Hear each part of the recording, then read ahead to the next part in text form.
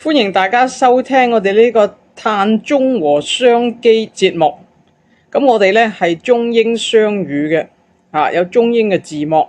咁首先呢會係用廣東話去口述，之後呢我哋係會英語呢再讀一次我哋收到個稿俾大家聽嘅。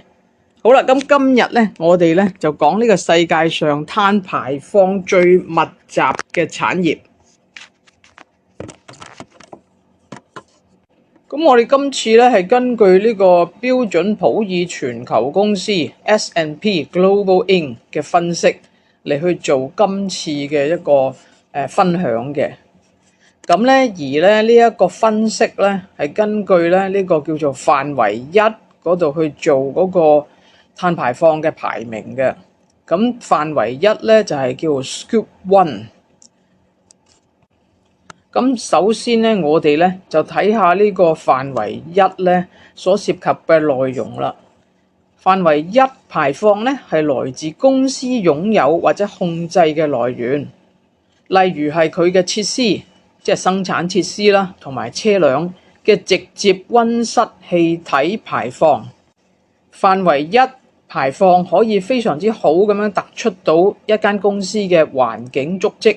因為佢係代表同埋製造或者創建公司產品相關嘅直接排放嚟嘅噃，無論佢哋係有形嘅商品、數位軟體，抑或係服務。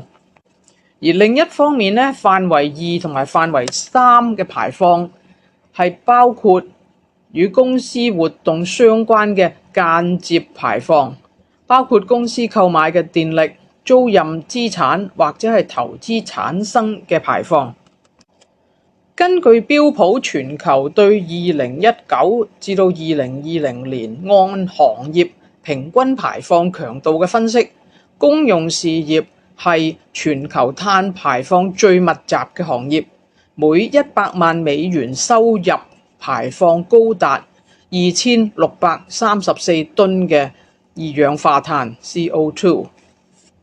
咁我哋喺呢一度咧分享一個列表，咁我哋就唔全部讀晒出嚟啦，但係會簡單講一講咧，呢個材料同埋能源產業咧就係喺呢個公用事業之後咧就第2、第3啊，咁所以咧個排名就係咁啦。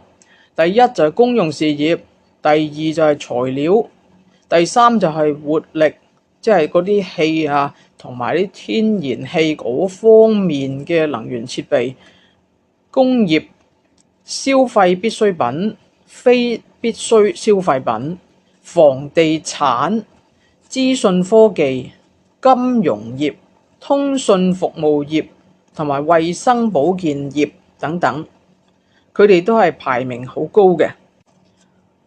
咁 S&P Global 亦都針對材料領域嘅各個行業咧，揭示咗一啲非常有趣嘅情況喎。其中包括水泥製造嘅範圍1排放咧係非常之高㗎，排放量咧係公用事業部門排放量嘅2倍多喎，即係每100萬美元收入排放5415噸嘅二氧化碳。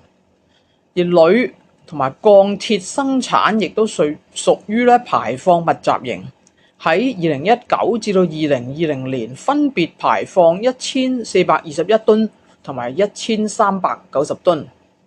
咁黃金、玻璃、金屬同紙製品等排放相對較低嘅材料咧，就降低咗材料產業嘅平均排放量。所以就係話黃金、玻璃、金屬同埋紙製品嘅製造咧，就比較呢個水泥、鋁同埋鋼生產咧係稍為低啲，咁所以就拉低咗成個材料行業嘅平均排放量。The most important carbon-intensive sectors in the world. First of all, we define the Scope 1 emissions.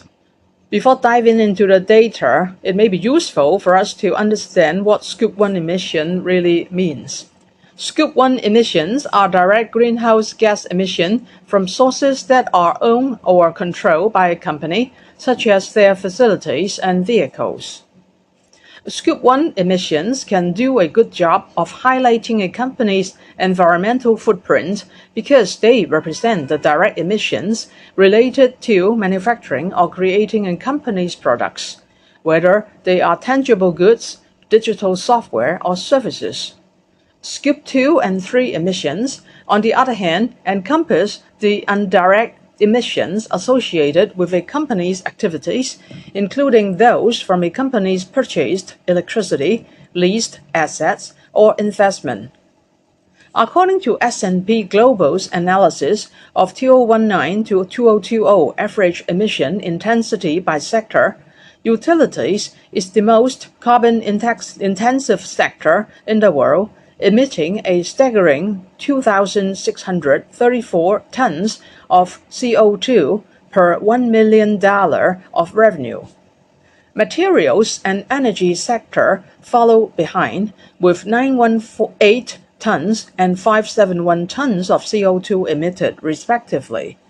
So let's take a look at the ranking of the different sector according to the CO2 emissions.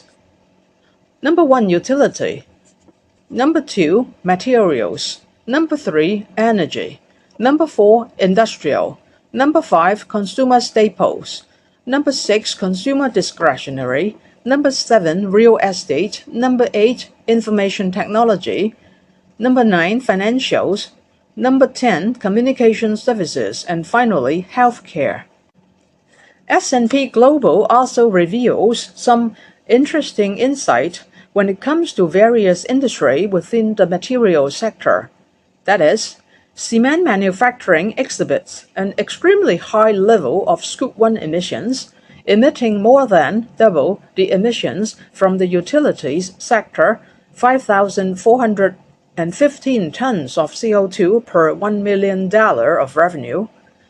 Aluminium and steel production are also quite emission-intensive, emitting 1,421 and 1,390 tons respectively in 2010 and 2020.